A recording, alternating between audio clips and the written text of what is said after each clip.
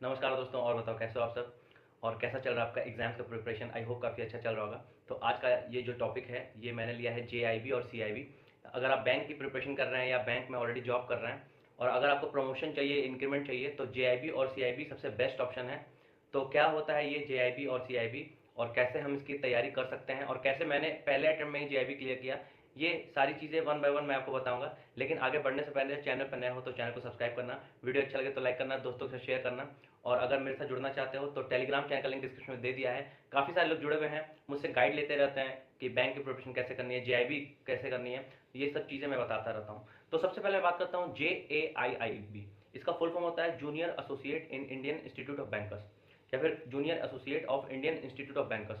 इसमें क्या है कि अगर आप बैंक में ऑलरेडी जॉब पे हैं तो और प्रमोशन जल्दी लेना चाहते हैं तो ये एग्ज़ाम आप क्लियर कर सकते हैं। अगर आपने इस एग्ज़ाम को क्लियर कर लिया तो आपको एक इंक्रीमेंट एडवांस में मिलता है। एक इंक्रीमेंट का मतलब क्या हुआ कि जब आप बैंक में जॉब करते हैं जिस दिन से, और एक ईयर पूरा होने के बाद जब एक साल आपकी पूरी हो जाती है तो उसके बाद आपको एक इंक्रीमेंट मिलता है। लेकिन अगर आपने जेआईबी क्लियर कर लिया तो आपको वो इंक्रीमेंट एडवांस मिल जाता है।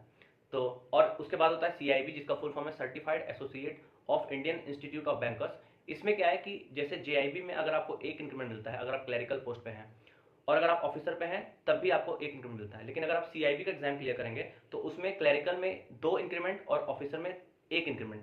तो क्लरिकल में टोटल 3 इंक्रीमेंट हो गए जेआईबी एंड सीआईबी, और ऑफिसर में 2 इंक्रीमेंट जेआईबी और सीआईबी क्लियर करने के बाद।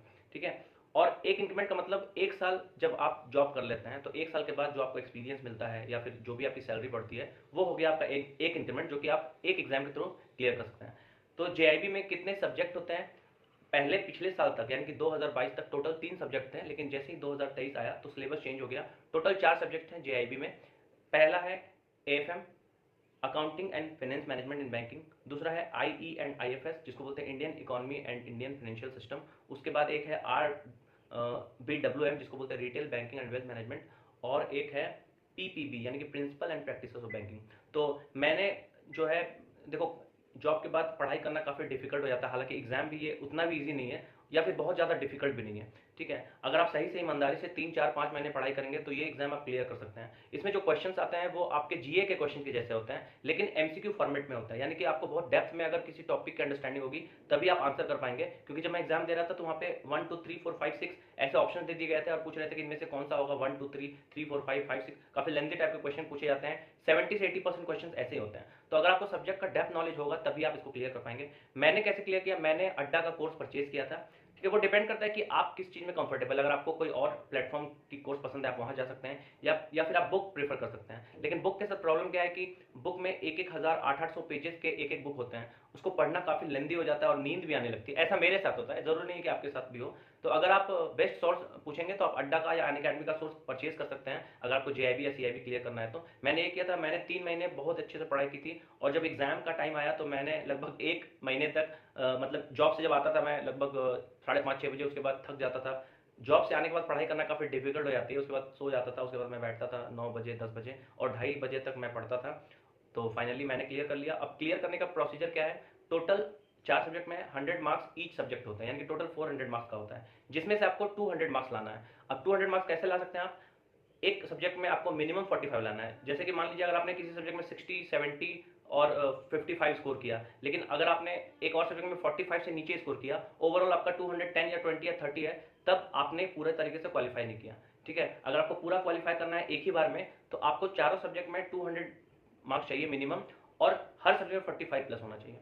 सबसे बेस्ट पार्ट इस एग्जाम का ये है, चाहे वो जेआईबी की बात करूँ या सीआईबी की, कि टोटल 5 अटेम्प्ट आपको मिलते हैं एग्जाम देने में।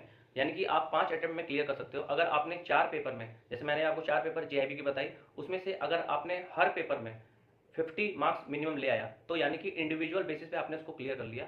और अगर आपने 4 पेपर में से किसी 2 या 3 में भी 50 मिनिमम स्कोर लिया है, और चौथा पेपर जो है उसमें आपकी स्कोर 45 से कम है, ओवरऑल 200 नहीं हुआ, तो नेक्स्ट टाइम जो है आपको सिर्फ एक ही पेपर देना है जिसमें आपका 50 से कम या 45 से कम आया था। यानी कि कहने का मतलब ये है कि अगर आपको एक पेपर इंडिविजुअल बेसिस पे क्वालिफाई करना है तो मिनिमम 50 मार्क्स लाना है। सब सपोज करो कि A B C D 4 subject है, ए में आपने 50 स्कोर किया, बी में 50 स्कोर किया, सी में 41 स्कोर किया और डी में 44 स्कोर किया।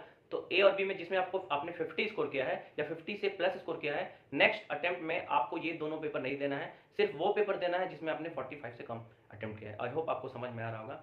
तो जब मैं एग्ज़ाम देने का गया था तो काफ़ी सारे लोग थे जो बैंकिंग में, और ऑब्वियस सा बात है ये जो एग्ज़ाम है वही दे सकते हैं जो बैंक में जॉब कर रहा है। तो कोई स्टेट बैंक से था, कोई कैनरा बैंक से, यूनियन बैंक से, काफ़ी सारे लोग आए हुए थे 30-40 के अराउंड। और किन्हीं का थर्ड अटेम्प्ट था, किन्हीं का फोर्थ, किन्हीं का फिफ्थ, और कई सारे लोग ऐसे भी थे जो बोल रहे थे कि कई बार दे चुका हूँ लेकिन क्लियर नहीं हो रहा है। तो ऐसा नहीं कि एग्ज़ाम बहुत टफ है, जॉब के बाद पढ़ना काफ़ी टफ है, ये मुश्किल हो जाती है। ठीक है, कंटिन्यूसली आपको पढ़ना टफ हो जाता है, और पेपर भी थोड़ा सा लेंदी तो होता ही है, लेकिन I am very happy and very dilated that I clear it in my first attempt. और अभी जुलाई जब मंथ होगा तो 1 साल मेरा क्लियर हो जाएगा, मतलब 1 साल पूरा हो जाएगा इस बैंक में, इंडियन बैंक में। तो मुझे एक इंक्रीमेंट उसका मिलेगा, और अभी मैंने जो JIB क्लियर किया एक इंक्रीमेंट उसका, यानी कि एक साथ मुझे 2 इंक्रीमेंट मिलेंगे। और अभी नवंबर में CIB का भी एग्जाम है, तो उसका भी तैयारी मुझे करना है, प्रिपरेशन करना है। मैंने कोर्स परचेज कर लिया है अड्डा से, तो अगर वो भी क्लियर हो गया तो 2 इंक्रीमेंट एडवांस में। और इंटरव्यू में बहुत फायदा मिलता है इसका, आप अपने बैच से काफ़ी ज़्यादा सीनियर हो जाते हैं। अगर आपने JIB क्लियर किया तो आप अपने बैचमेट से 1 साल सीनियर हो गए, और अगर आपने JIB और CIB दोनों क्लियर कर लिया तो आप अपने बैचमेट से 3 साल सीनियर हो गए।